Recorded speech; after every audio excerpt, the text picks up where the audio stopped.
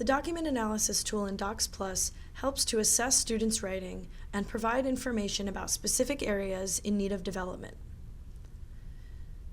To open the document analysis tool, go to the View ribbon tab and click the analysis icon.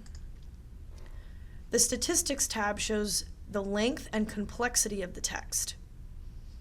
The History tab shows how much time the student has spent on a piece of writing. This helps to ensure that adequate time was spent on a task or that the work was completed in a reasonable time scale for that student. The Pasted Text tab displays any text pasted from sources other than the document itself. So here we have an example of a quote, a direct quote, being pasted in, which is an appropriate use. The Spelling Corrections tab shows words corrected by the spell checker and their context within the document.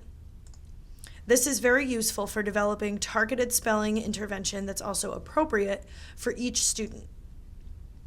You can save the document analysis results, or you can print them